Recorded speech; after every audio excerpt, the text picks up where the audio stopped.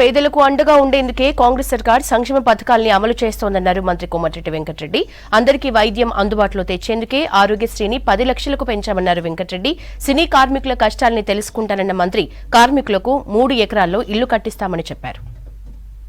నూతనంగా వచ్చిన మా కాంగ్రెస్ ప్రభుత్వం గౌరవ ముఖ్యమంత్రి గారు రేవంత్ రెడ్డి గారి నాయకత్వంలో పేదలకు అండగా ఉండటానికి రాజీవ్ ఆరోగ్యశ్రీ, గతంలో పేదవాళ్ళు జబ్బులు వస్తే డబ్బులు కట్టలేక మరణించే పరిస్థితి నుంచి రాజీవ్ ఆరోగ్యశ్రీ నుంచి ఇవాళ 5 లక్షల నుంచి 10 లక్షలు పెంచుతూ ఆ కార్యక్రమాన్ని ఎందుకు తీసుకున్నామంటే పేదవాళ్ళు వాళ్ళకి ఏమైనా జబ్బులు వస్తే అప్పు ఇచ్చేవారు ఉండరు. వాళ్ళకి ఎందుకంటే అప్పు ఏడికెళ్ళి తీరుస్తావు, నువ్వు కూలీ నాలి చేసుకునే వాళ్ళకని. అందుకని ఆ రోజు ఆలోచించి 2004లో రాజశేఖర రెడ్డి గారు కాంగ్రెస్ ప్రభుత్వం ఆరోగ్యశ్రీ పెట్టినప్పుడు అమెరికాలో కూడా ఫ్రీ ట్రీట్మెంట్ లేకుండే. ఆ తర్వాత ఒబామా గారు వచ్చిన తర్వాత ఒబామా కేర్ అని పెట్టిండ్రు.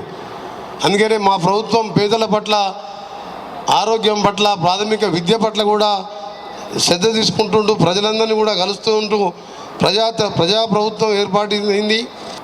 సమాజంలో ఉన్న చాలామంది కూడా ఒకటే విజ్ఞప్తి చేస్తున్నాను, మీరు మీ కుటుంబ సభ్యులు మీకు సరిపోని సంపాదించుకున్న తర్వాత మీలో సమాజంలో ఉన్న పేదలకు అంతో ఇంతో సహాయం చేసినప్పుడే మనకు కూడా కొద్దిగా తృప్తి ఉంటుంది.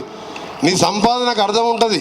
నీ తెలివితేటలతో బాగా సంపాదించుకొని నీ కొడుకు బిడ్డలు నీ చుట్టాలే బాగుంటే కాదు, నీ పక్క వాళ్ళు కూడా బాగుండాలనే ఆలోచన రావాలి. నాకు సినిమాటోగ్రఫీ మినిస్టర్ ఉన్నా కానీ R&B మినిస్టర్, నేషనల్ హైవే మినిస్టర్గా బిజీగా ఉండి ఈ సినిమా ఇండస్ట్రీ వాళ్ళకి ఎక్కువ టైమే లేకపోతున్నాను.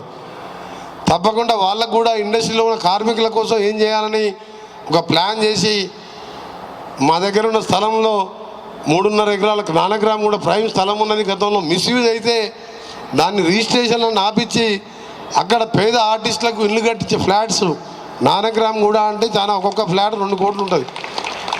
3.5 ఎకర్స్లో ఫ్లాట్స్ కట్టియాలనే ఆలోచనతో గతంలో ఉన్న రిజిస్ట్రేషన్లన్నీ కూడా ఆపేసి కొత్తగా ప్లాన్ చేస్తున్నాను.